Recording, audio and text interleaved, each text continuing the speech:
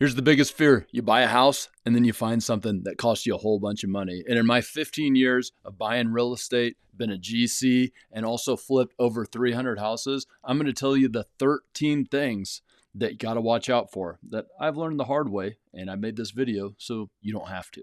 Number one, I've literally bought a house with no footings. Okay, so here's a house.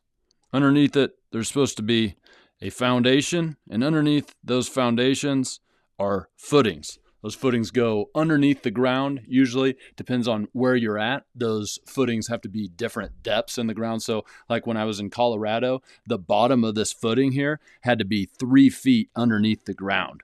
All right. Actually, in Illinois, where I'm from originally, I think it was even deeper. And this is all about the frost line. You know, when it freezes, this is the top of the ground. When it freezes, it needs to be to where the footing is lower than the freezing point of the ground. And that way the footing itself can't freeze and then start to upheave out of the ground and then your house falls down. However, there are some houses where these actually don't even exist because they're underground and you wouldn't really know it. And I didn't know that when I was buying certain houses, and couldn't figure out why the house wouldn't stop sinking, and it's because it didn't have a footing underneath it. Okay, so what do you do to make sure this doesn't happen to you? Pretty simple. Now that you know it exists, and that's how this works for pretty much all of these, is once you know it exists, you know to look out for it. You're welcome for making these costly mistakes. But anyway, just like when people come look for septic tanks, they come out with these big pokers. You can just poke in the ground because the deepest frost lines I've ever found were 3 feet deep. So you'll be able to, just poke that thing right next to the foundation and you'll find if there's no footing. And here in Tennessee, where I'm at in the southeast, it's 1 foot deep. It only needs to be 12 inches underneath the ground. So a lot easier to find. Now, this happened early in my career. And so now you would probably know to look for like foundation problems. And well, there you go. That's number one. Number two is sewer line issues. All right. This is a big one.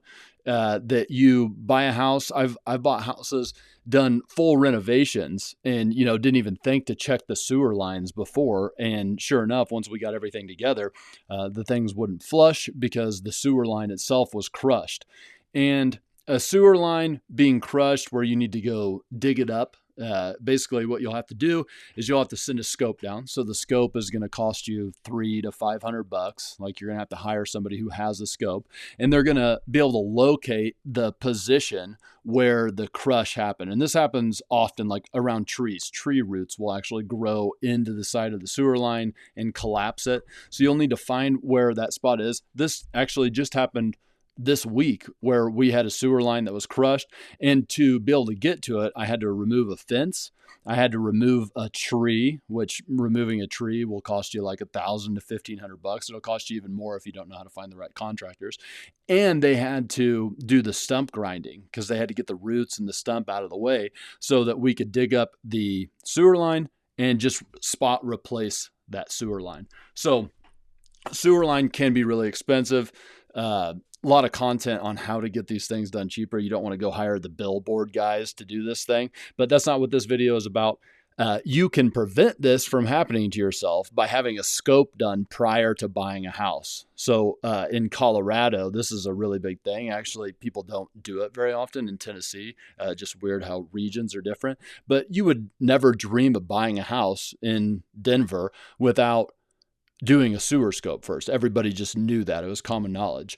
And now it's common knowledge for you. So make sure you do a sewer scope. You hire a company to come in. That should be part of your inspection process. Not that you shouldn't buy a house because of it, but you should get the price right to be able to afford that renovation. And, it's going to cost you like $5,000 tops if you hire the right people. Okay, so sewer line, and then its cousin here is no septic tank. All right. This is a true story, guys. Bought this house. It was a hoarder's house. It was disgusting. But anyway, I had to put a French drain in around it because water was getting in. And as I was digging the French drain, okay, so I'm digging around the house. Here is the house.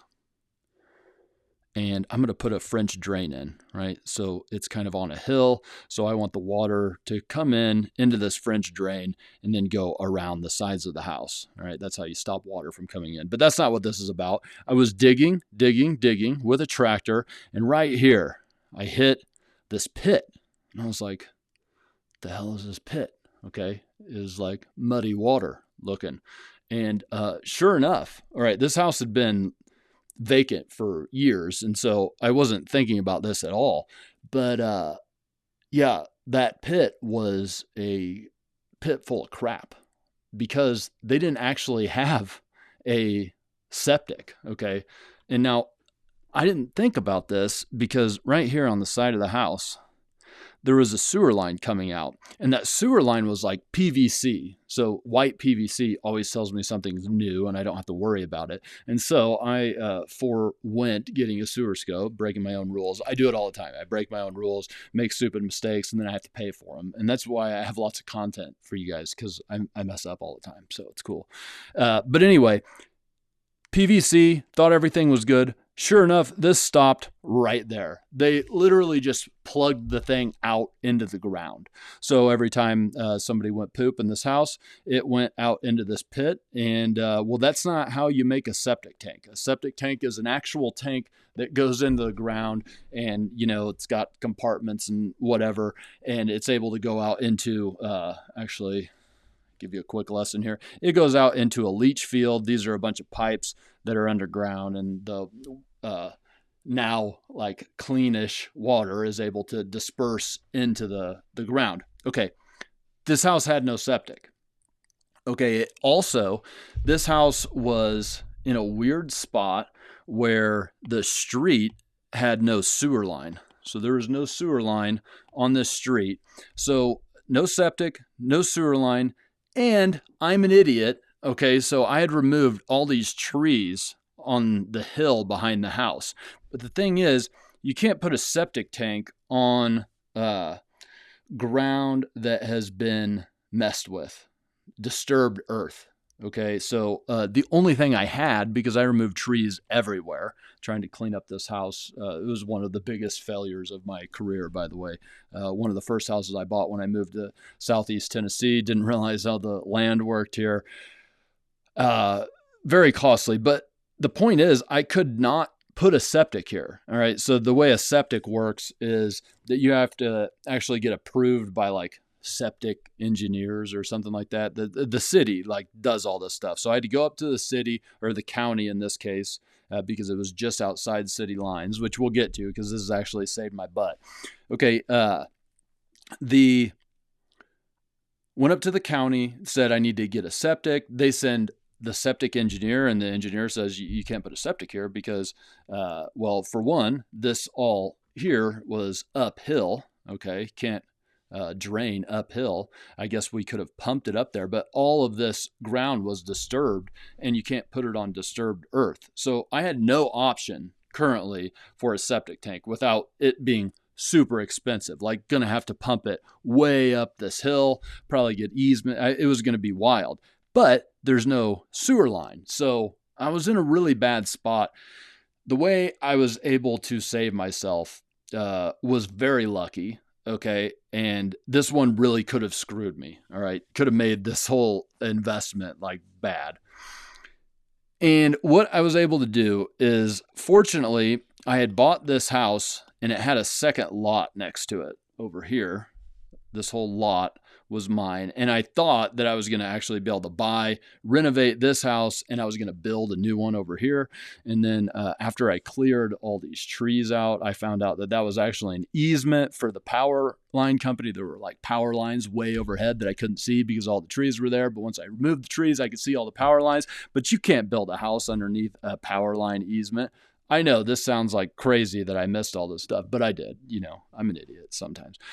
But because I bought that extra lot that actually this was in the city, This was in the county, but since this was in the city, city's got a rule that they have to bring sewer line to you if you have no other option. And there happened to be a sewer line way down this road, like, because there's another house down here. It was about 300 yards, and they had to cut up the whole street, and they brought a sewer line all the way down for little old me. And redid the whole street in front of my house. It actually ended up being a huge benefit for me. Took a lot of, working to get that done, but we got it done and saved my butt. But what could I have done instead? Same thing. Get a freaking sewer scope before you buy a house. And, there you go. I probably, if I'm being honest with you, would have bought the house anyway, thinking, oh, this won't be that big of a problem. Turns out it was a big problem. Could have gotten me. Okay, next is structural damage. So we talked about the footing, the no footing issue. Just like there are houses that you're going to find structural damage when you get into it. Okay, and I put this on the list, even though this list is like things that would surprise you that you wouldn't likely see beforehand. But I bought a lot of houses where I didn't inspect it close enough and there were structural issues. Because, I guess technically speaking, you should like hire a structural engineer to come in and look at every house. But is that really reasonable? Because you're looking at all kinds of houses all the time. So you should be visually inspecting for things that look off. Cracking in the foundation. You should look for, joints, mortar joints that are eroding. You should look for uneven floors. You should look for cracking in the drywall, all these kind of things. And I've made like full lists of the things that you should look for.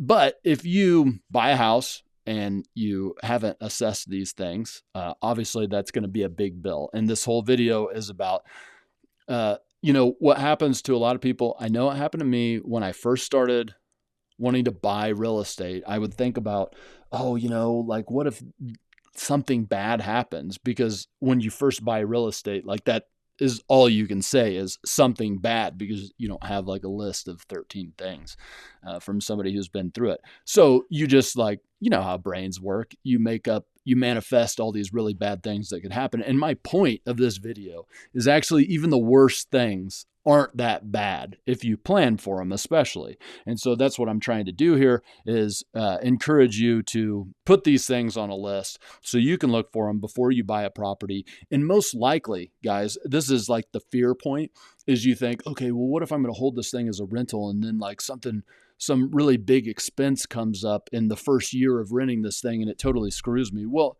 if you did things right, you probably found those things as part of the scope of work of the original rehab of the house. So it's already figured into the price, right? You're not going to get surprised by these things in your first year of rent. You found them in the rehab. Okay, so structural stuff. You got to be looking for that. Next is going to be unstoppable water intrusion. Okay, this is a really scary one. And I learned this lesson. I couldn't believe what I found. And this house was on a humongous hill. Okay, it was on a ridge. It was on Missionary Ridge, to be exact, is what it was called. And, it was beautiful. Had a great view. I removed some trees so you could overlook the city and such. And, but water kept coming in. There was a basement in this house. Water kept coming in. And I was doing all the things that you would do to stop water from coming in. So here's the house. Hill's actually coming on the front side. Okay, so, the hill goes down this way. Can you see that? Yeah, you can. Okay, so, water's obviously running towards the house. And so I build a tiered retaining wall system. All right, so that means multiple retaining walls with French drains behind them. All right, these are French drains. So basically the idea is, and this is how you would handle a situation like this. Water comes in, okay, it hits the back of the retaining wall. That stops the water, and then it goes into the pipes, and the water flows around the sides of the house. And any water that got past that would hit the second tier. Okay, same thing. It would go into here, and it would go around the house. And then you have, gutters on the house. I shouldn't have done them in blue, but these are gutters, and the gutters, go and take water out. So, water comes, but it all goes around the house. And I did all of that. Okay. And still water was flooding the basement. I mean, like after the thousands of dollars worth of work, which I had planned on when I bought this house, got a great deal on it too. But I had planned on all that. But I mean, it did not even slow down the water. And honestly, I couldn't figure out what the heck to do. So I basically just excluded the basement and was going to hope for the best, I guess. I had to finish the renovation because the house wasn't livable. But I figured that I would just sell it for a humongous loss because I could not stop the water from coming in. And then, sure enough, we're right around here digging a hole for the sewer line. Okay. I'm over here on the side of the house. We're digging out a sewer line because the sewer was actually like down the hill back here.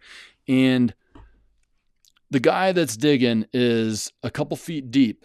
And he's like, yo, Russ, you got to come over here and check this out. You're never going to believe it. And I stick my head down there and there's like running water. Okay. Like a stream underneath the ground. And that's when I realized that when you're on a hill like this, the hill works like a sponge. So this is like in the middle of spring right now. A lot of rain was happening and it works like a sponge. So every time it rains, it gets more and more saturated. And then it's almost like there's a stream running underneath the ground. So like all the stuff that we did to this house, this was to stop the water that was on top of the ground. But there's also water that comes in underneath the ground. So like this side view. Here's the house. Look at that house. That's a nice house. Okay. And then let's use colors for you. Here's a hill. Okay. I have stopped all the water that's coming on top like this because I have these retaining walls, right? But when the hill would get saturated, the water actually came through underneath. Okay. So it's coming in underneath and just nothing is stopping it. Full stream. So like basically my house is like a rock that's in the middle of a river. And you guys know what happens. The water always wins. Eventually it wears it down. All right. So structural damage was happening to this house over time. Water was getting in. The whole thing was screwed. Okay. But I assessed the problem. So now what I had to do to fix this is basically I had to build a wall inside of that wall that was waterproof. Okay, now the water would come in, it would hit the back of that wall, and then we had to dig in French drains inside of the basement. So the water would hit the back of that wall. Okay, it would go down, it would go into the French drain system that is around the perimeter of the basement, and that would then go into a sump pump. All right, there's like a pit in the middle of the basement, or actually over to one of the sides, a pit with a pump, and it pumps the water out, which joins all the other water that's going outside of the house. And there you go. So, you got a French drain system all the way around, expensive as can be, into a pit, and the water goes out. It's awesome. So how do you repair that problem is you let the water come in and then have a way for it to get out. But you got to look out for that one. Okay. But just know that if it's on a hill, you might have that problem, especially a big hill. All right. I'm not talking about a slope. I'm talking about a hill. This was a ridge, and that basically, like, my rule is I will never buy a house on a hill again, unless it was a really great flip deal, which I would be doing what I could. All right. We're not corner cutters here. But I would be doing what I could to stop that water or move the water, and then I would be getting rid of that.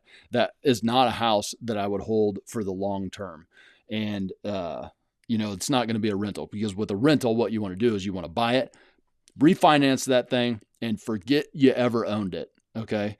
And, you can't forget a house on a hill, because it's just going to keep coming back. It's a boomerang. Okay. Pool leaking towards the house. Here's another one. This is why, rule number 1, never buy a house on a hill. Rule number 2, never buy a house with a pool. Okay. This one, if I'm being honest, was not me though.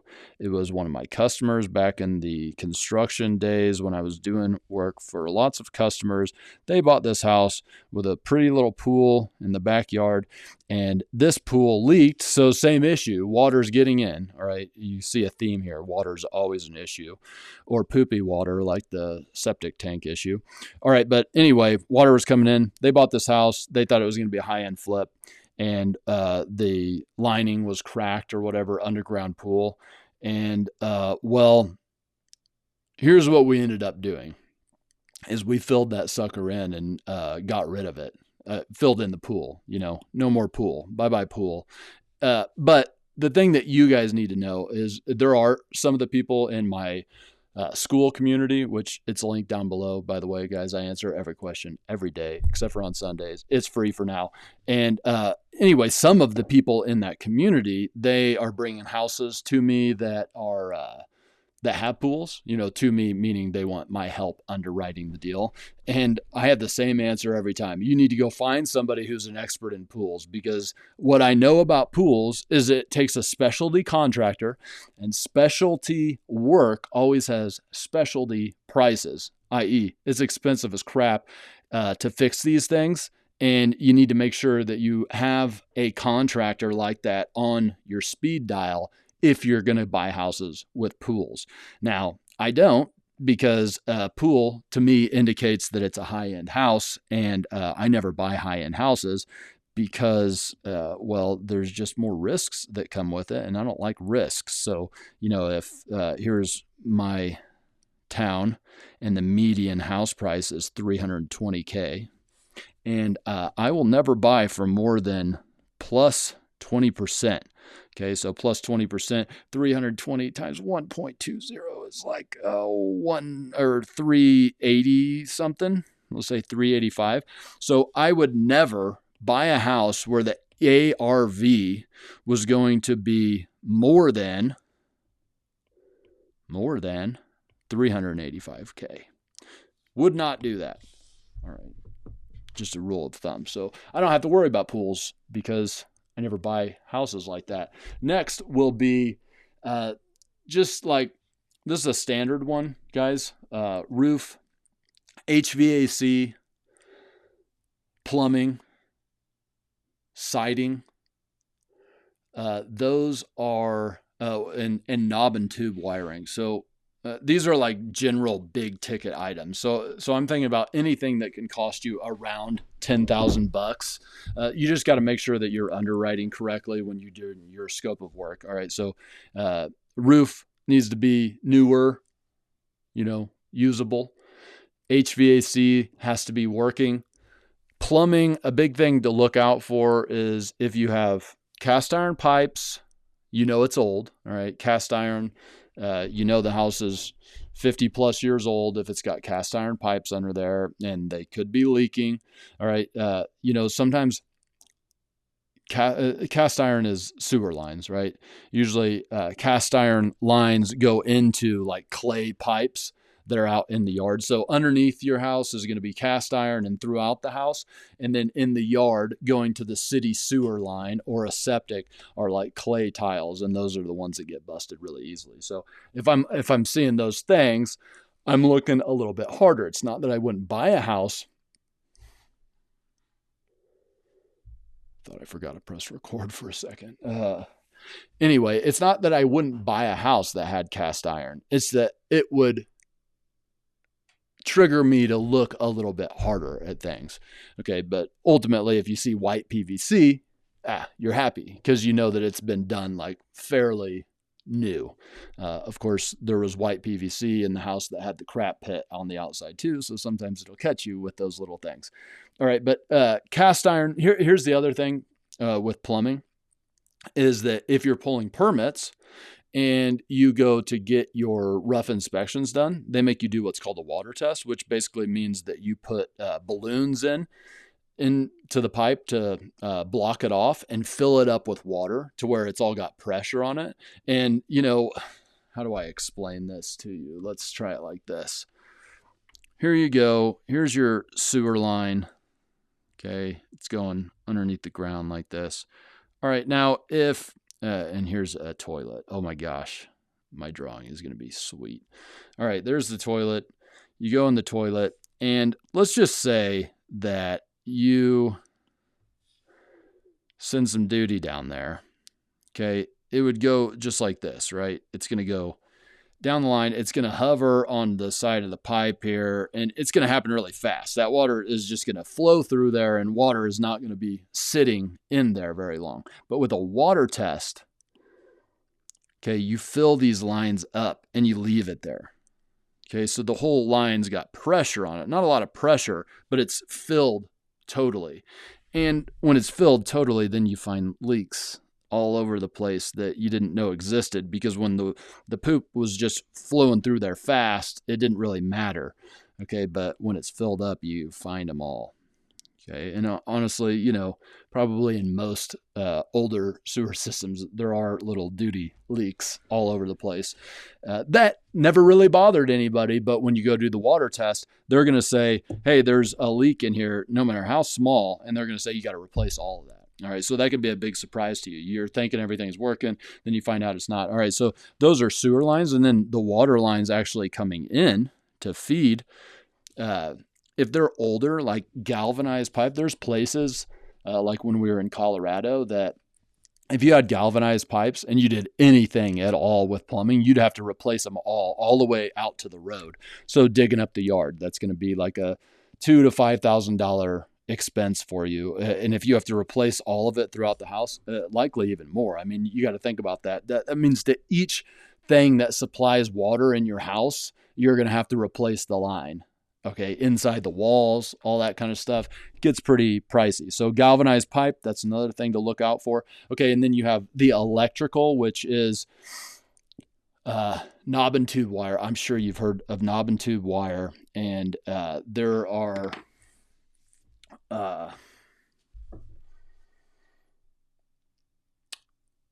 times that knob and tube wire is not a problem at all.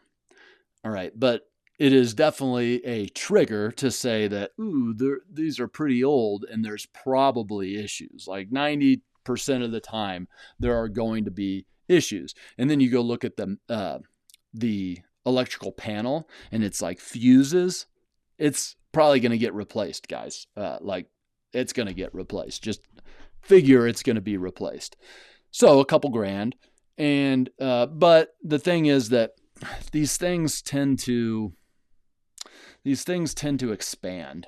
And that's the thing that I really want you to understand here. And this is not to make you scared. This is to let you know what to look for in advance. So you have the power that comes into the house. I guess power is now going to be blue, like water.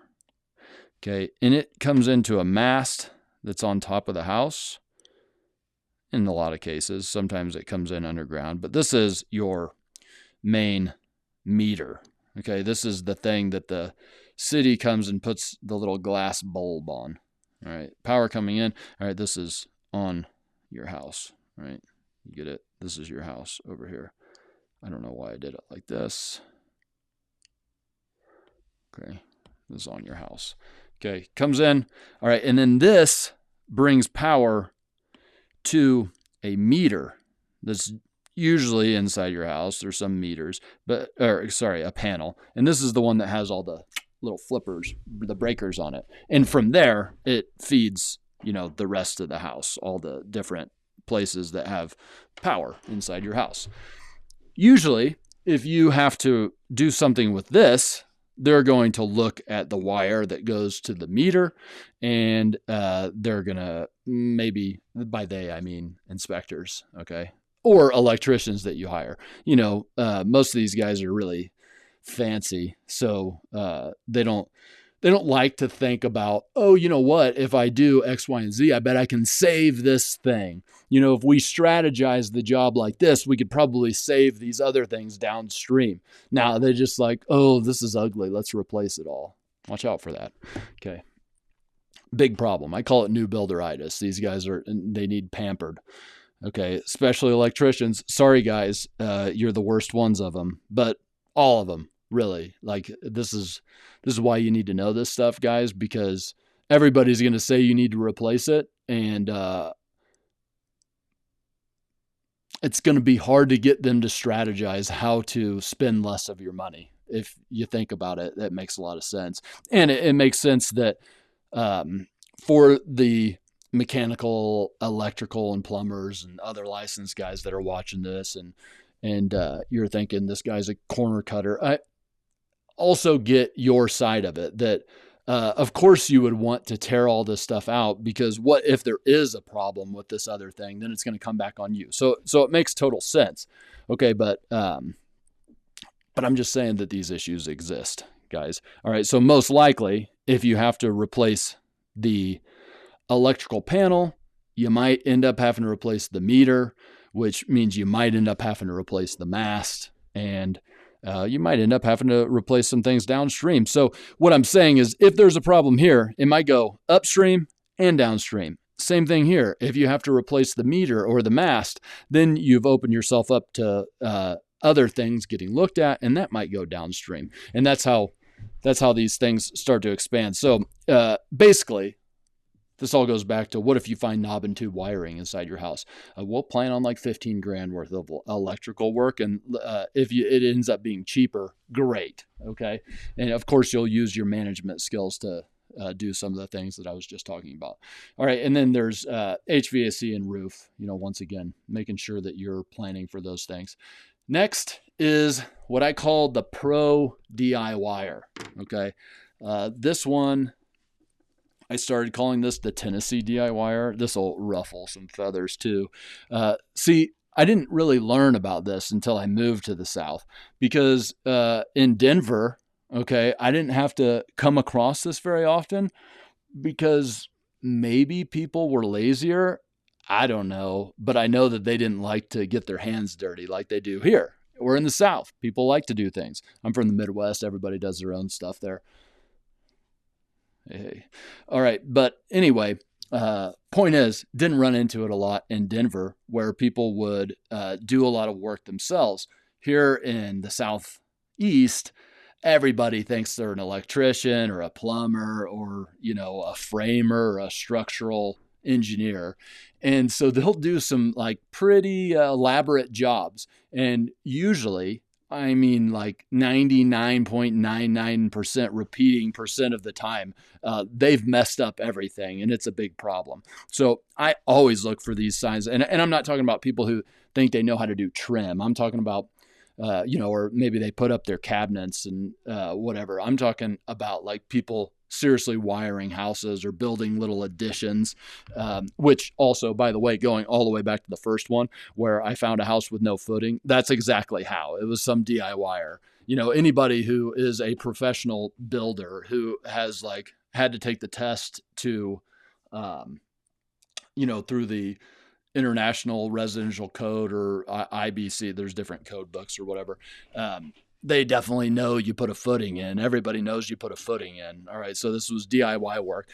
But anyway, when I start seeing like obviously weird stuff that doesn't make sense, I know that there is a pro DIYer. And truly, this is like one of the few things that will make me not buy a house. If I see that somebody has done extensive, I'm not talking about just a little bit.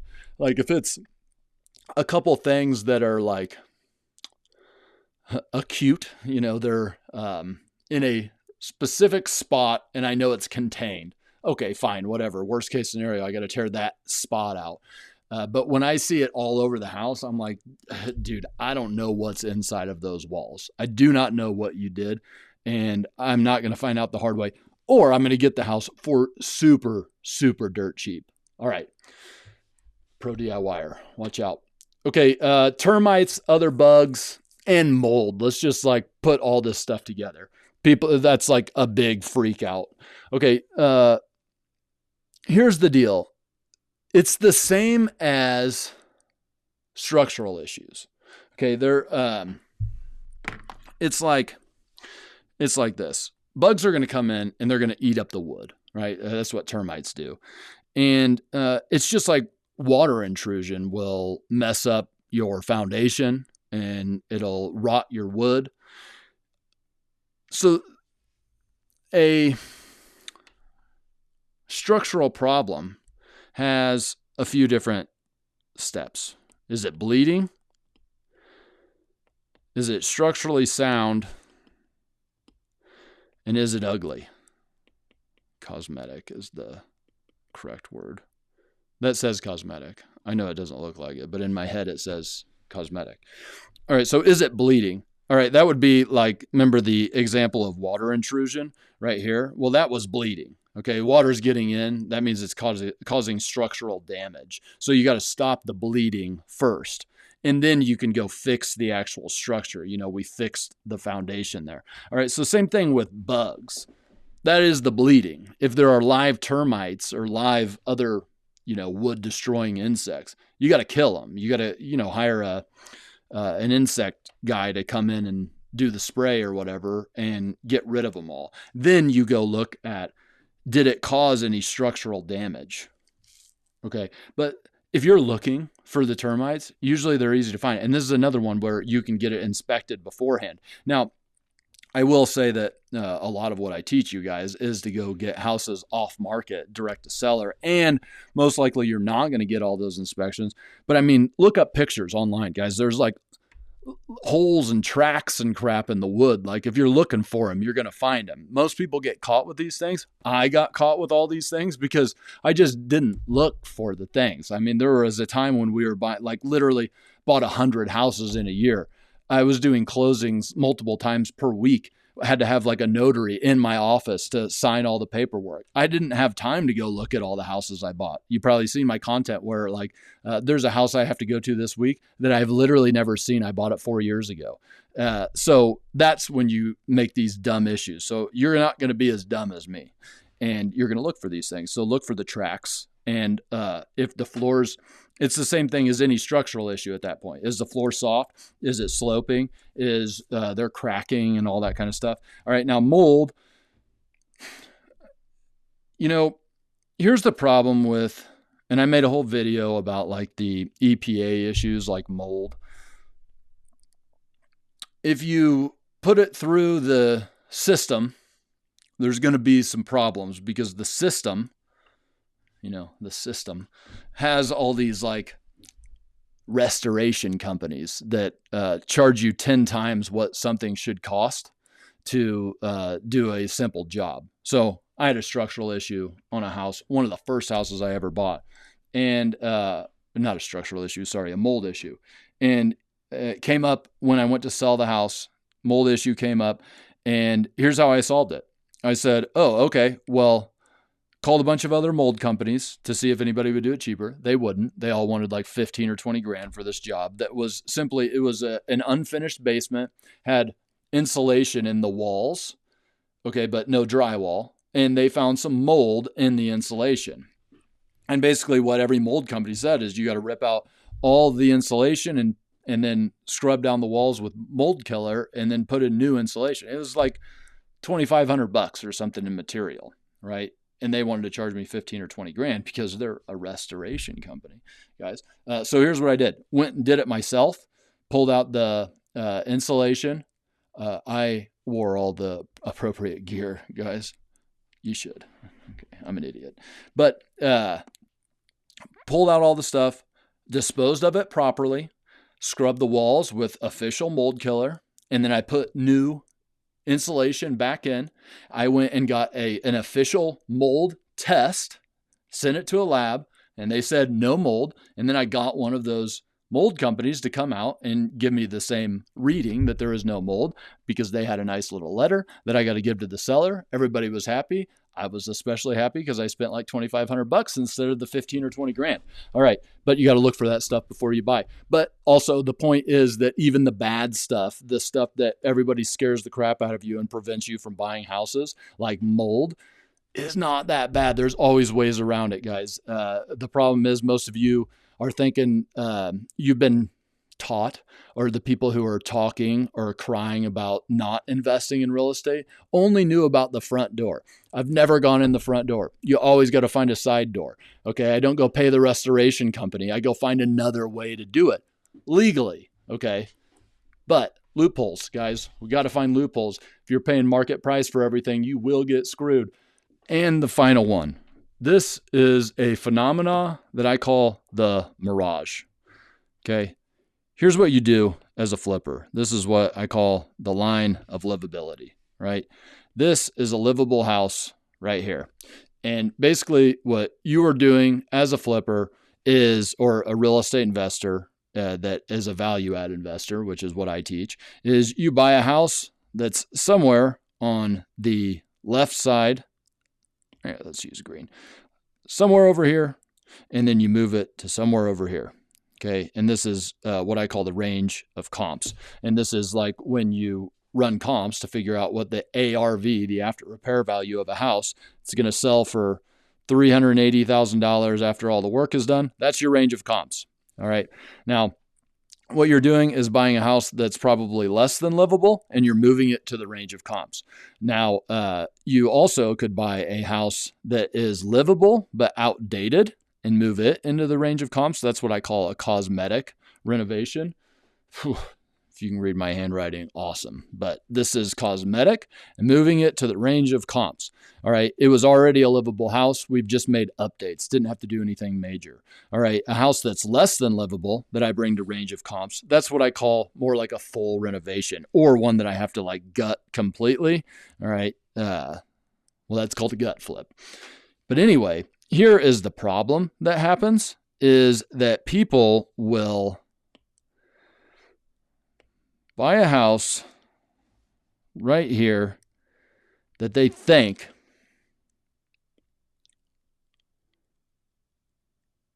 that was wrong. That they think is going to be just a full renovation, that they are going to be able to push it over the line of livable into the range of comps, and everything's going to be happy. But what they find after they start doing it is the MEP's messed up, the siding, whatever. There's big issues, and they end up having to gut the house completely. They go backwards. Okay. And this is a phenomena that I call the mirage, because the issue here is that you bought the house for the price of doing a full renovation flip, but you end up having to pay to demo it and then pay all the extra money to go the extra distance. Now, if you would have known that and just priced it all the way over here, no problem. But the mirage happens when you think you can move it forward on the line of livability or the scale of livability, but you can't. Okay. And the only way to truly solve that problem, guys, is of course to watch more of my content. All right. But truly, this is the kind of stuff that we teach. What I want to say, I want to reiterate this, is that there are no issues that are so big they can't be solved if you're willing to do the work and persevere. All right. And if you know what to look for before you buy a house, it's even better.